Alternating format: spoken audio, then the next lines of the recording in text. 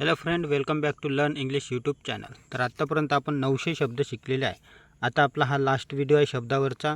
तर हे तुम्ही चांगले केले असेल तरच इंग्रजी बोलणे, लिहिणे, वाचणे तुम्हाला सोपी जाणार. तर आता शाळा लागणार आहे. अजूनपर्यंत केले नसेल तर पहिलेपासून तर पूर्ण व्हिडिओ पाहून घ्या आणि इंग्रजी शिकून घ्या. चला तर आता लास्टचे शब्द शिकून घेऊ आपण. चला माझ्यासोबत म्हणा आणि आपल्या वहीमध्ये पण लिहून घ्या. ऑक्सिजनेट म्हणजे ऑक्सिजनयुक्त. शुगर कॅन म्हणजे ऊस. डेसिमल म्हणजे दशांश. जेंटल म्हणजे नम्र. वुमन स्त्री. कॅप्टन म्हणजे कप्तान. आणि आपला इंडियन टीमचा कप्तान कोण आहे तुम्ही मला कमेंटमध्ये कमेंट करू शकता. गेस म्हणजे अंदाज लावणे. नेसेसरी म्हणजे आवश्यक. शार्प म्हणजे धारदार. जसं चाकू सुरी असते ना धारदार, तर त्याला शार्प. आमच्या भाषेत म्हणजे आमच्या विदर्भाकडे याला सुईतं म्हणतात. तुमच्याकडे शार्पला कोणता शब्द आहे ते तुम्ही मला कमेंट करून नक्की सांगा. विंग म्हणजे पंख. क्रिएट म्हणजे निर्माण करणे. नेबर म्हणजे शेजारी. वॉश म्हणजे धुणे.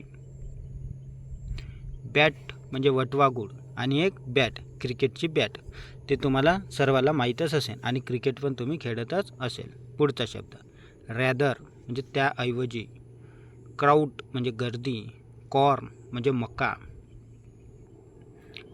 कम्पेअर तुलना करणे. पोयम म्हणजे कविता आणि याला ब्रिटिश जे लोक आहे ते याला पोम पण म्हणतात. तर तुम्ही पोम म्हणू शकता किंवा पोयम म्हणू शकता, पण इंडियन लँग्वेजमध्ये याला पोयमच म्हणतात. तर तुम्ही पोयमच हा शब्द लक्षात ठेवा. स्ट्रिंग दोरी किंवा तंतू. बेल म्हणजे घंटा. डिपेंड म्हणजे अवलंबून असणे. मीट म्हणजे मांस. रब म्हणजे चोडणे. ट्यूब म्हणजे नळी. फेमस म्हणजे प्रसिद्ध. डॉलर म्हणजे डॉलर, जे अमेरिकेचं डॉलर आहे. इंडियाकडं रुपया आहे. स्ट्रीम म्हणजे प्रवाह. फिअर म्हणजे भीती. साईट म्हणजे दृश्य किंवा नजर. थिन म्हणजे बारीक. ट्रँगल म्हणजे त्रिकोण. प्लॅनेट म्हणजे ग्रह. हरी म्हणजे घाई करणे. चीफ म्हणजे प्रमुख. कॉलनी म्हणजे वसाहत. क्लॉक म्हणजे घड्याळ. माइन म्हणजे खान किंवा माझे. टाय म्हणजे बांधणे. एंटर प्रवेश करणे. मेजर मुख्य किंवा प्रमुख. फ्रेश म्हणजे ताजे. सर्च म्हणजे शोध घेणे. जे तुम्ही गुगलवर जे आपली गोष्ट माहीत नाही ते आपण सर्च मारतो, म्हणजे काय करतो, शोध घेतो. सेंड म्हणजे पाठवणे. येलो म्हणजे पिवळा. गन म्हणजे बंदूक. अलाव म्हणजे परवानगी देणे. प्रिंट म्हणजे छापणे आणि डेड म्हणजे मृत्यू. स्पॉट म्हणजे ठिपका किंवा जागा. डेझर्ट वाळवंट. तर सगळ्यात मोठं वाळवंट कोणतं आहे जर तुम्हाला माहीत असेल तर कमेंट करा. आणि भारतामध्ये जे वाळवंट आहे राजस्थान, गुजरात आणि पाकिस्तानमध्ये पसरून आहे थोडं, तर त्या वाळवंटाला कोणतं नाव आहे हे पण तुम्ही मला कमेंट करून नक्की सांगा. सूट म्हणजे पोशाख. करंट म्हणजे प्रवाह किंवा चालू. लिफ्ट म्हणजे उचलणे. रोज म्हणजे गुलाब किंवा उगवला. अराईव्ह म्हणजे पोहोचणे. मास्टर म्हणजे गुरु किंवा मालक.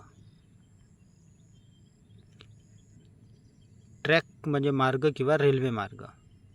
पॅरेंट म्हणजे पालक, म्हणजे आई वडील आपले, त्यांना पालक म्हणतात. नाहीतर तुम्ही भाजीची पालक समजणार, तर ते पालक नाही. शोर म्हणजे किनारा. डिव्हिजन म्हणजे विभाग. शीट म्हणजे चादर. सबस्टेन्स म्हणजे पदार्थ. फेवर म्हणजे कृपा किंवा उपकार. कनेक्ट म्हणजे जोडणे. पोस्ट म्हणजे पद किंवा पोस्ट. स्पेंड म्हणजे खर्च करणे. कॉर्ड म्हणजे तार किंवा स्वरमिलन. जे गायक गातात ना त्याला म्हणतात कॉर्ड म्हणजे स्वरमिलन. फॅट म्हणजे मेद किंवा लठ्ठ. ग्लॅड म्हणजे आनंदी. ओरिजिनल म्हणजे मूळ. शेअर म्हणजे वाटा किंवा शेअर, जे शेअर मार्केटवाले विकत घेतात ते शेअर. स्टेशन म्हणजे स्थानक, मग ते बस स्टेशन पण असू शकते, रेल्वे स्टेशन पण असू शकते. डॅड म्हणजे वडील किंवा बाबा. ब्रेड म्हणजे पाव. चार्ज म्हणजे शुल्क किंवा चार्ज, जसं आपण मोबाईल चार्जिंगला लावतो तर ते चार्ज. प्रॉपर म्हणजे योग्य. बार म्हणजे पट्टी आणि एक बार असते जिथे लोक दारू प्यायला जाते ते बार. ऑफर म्हणजे ऑफर किंवा देणे. सेगमेंट म्हणजे भाग किंवा विभाग. स्लेव म्हणजे गुलाम. डक म्हणजे बदक. इन्स्टंट म्हणजे तत्क्षणी. मार्केट म्हणजे बाजार. डिग्री म्हणजे पदवी किंवा अंश. जेव्हा आपलं ग्रॅज्युएशन होते ना तेव्हा आपल्याला डिग्री भेटत असते, त्यालाच म्हणतात पदवी. आणि एक अंश म्हणजे तापमान मोजतो ना आपण, आज खूप तापमान आहे तर ते जसं 50 डिग्री सेल्सिअस असेल तेव्हा त्याला अंशामध्ये मोजले जाते. पॉप्युलेट म्हणजे वस्ती करणे. चिक म्हणजे पिल्लू. डिअर म्हणजे प्रिय. इनेमी म्हणजे शत्रू. रिप्लाय म्हणजे उत्तर देणे. ड्रिंक म्हणजे पेय. ऑकर म्हणजे घडणे. सपोर्ट म्हणजे समर्थन करणे. स्पीच म्हणजे भाषण. नेचर म्हणजे निसर्ग. रेंज म्हणजे श्रेणी. स्टीम म्हणजे वाफ. मोशन म्हणजे हालचाल. पाथ म्हणजे मार्ग आणि लिक्विड म्हणजे द्रव. तर असे आपण 1000 शब्द शिकलेले आहे. जर हे 1000 शब्द तुम्ही पाठ केले तर इंग्रजी बोलण्यापासून तुम्हाला कोणीही रोखू शकत नाही. सध्या तरी आपण 1000 शब्द माहीत राहिले तरी आपण आरामशीर इंग्रजी बोलू, लिहू, वाचू शकतो. तर हे 1000 शब्द तुम्ही आपल्या वहीमध्ये लिहून घ्या आणि पाठ पण करा आणि मग तुमची इंग्रजी एकदम सोपी होऊन जाणार. तर आता याचा सराव करा. भेटूया आता पुढच्या व्हिडिओमध्ये. जर हा व्हिडिओ आवडला असेल तर लाईक करा, नवीन असाल तर सबस्क्राईब करा आणि हा व्हिडिओ त्यांना शेअर करा ज्यांना इंग्रजी शिकायचे आहे. मग ते आपले बहीण, भाऊ, मित्र, मैत्रीण कोणीही असो त्यांना शेअर करा. आता भेटूया पुढच्या व्हिडिओमध्ये. तोपर्यंत प्रॅक्टिस करा.